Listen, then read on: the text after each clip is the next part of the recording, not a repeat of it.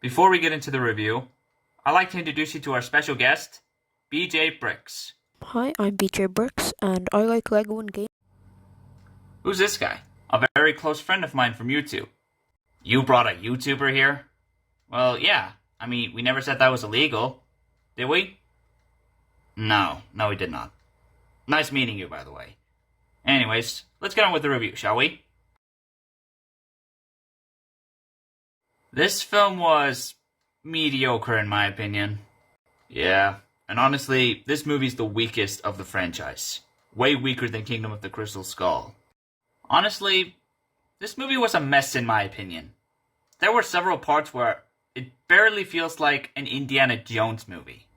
I think the biggest example of a scene where it actually feels like a proper Indiana Jones movie was the opening scene. Yeah, but only problem I had with that scene was the CGI to make Harrison Ford look younger. It didn't look that good. Yeah, because in some shots he still looks like an old man. And they didn't even DH his voice either.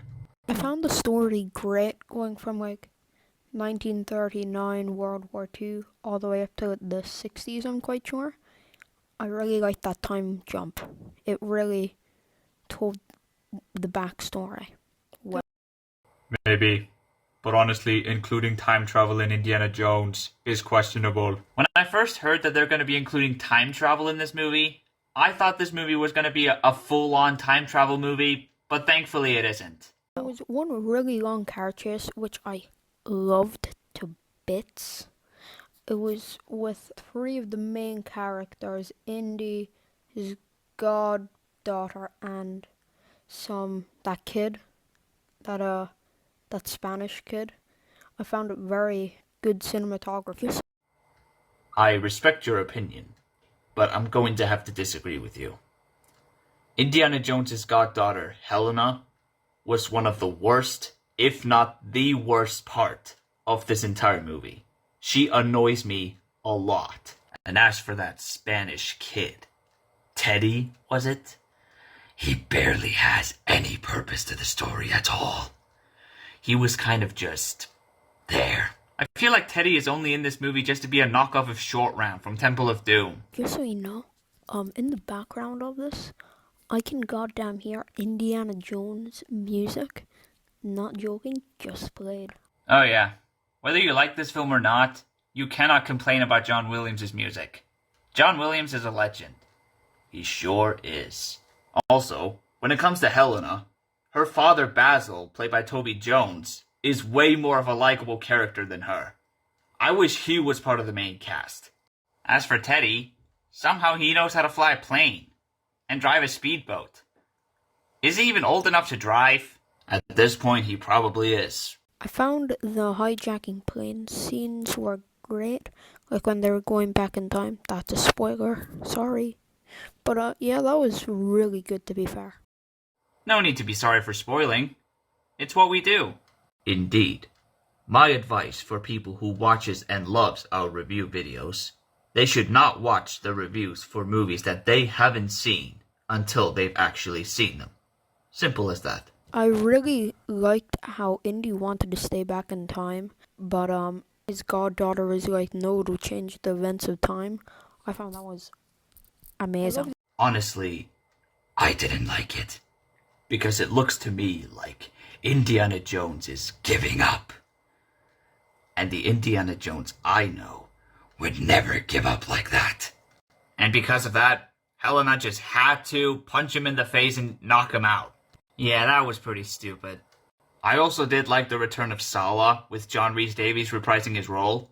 But he's now a taxi driver for some reason. I think he deserves way more than that.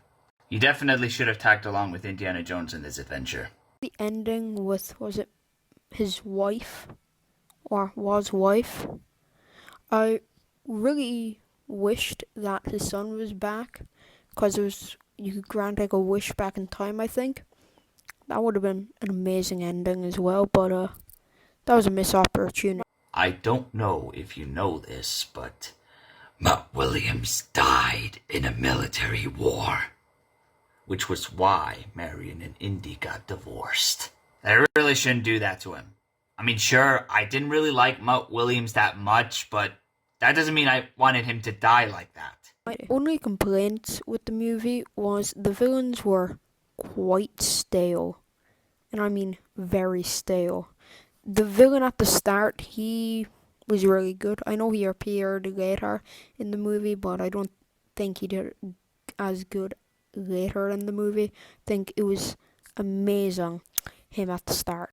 Actually, I agree with you. I mean, Matt Mikkelsen was good for what he was given, but at the same time, his character was pretty stale. And you know what's funny? One of the villains looks like he's on steroids. Yeah, that was pretty laughable. Also, bonus, the first half an hour of the movie was the best part of the movie, where Indy's on the train, amazing. Agreed. Anyways, I think that'll be it for the review. I'm gonna rate this movie a 5 out of 10. And now, let's find out what movie we're gonna review next. The next movie we'll be reviewing is...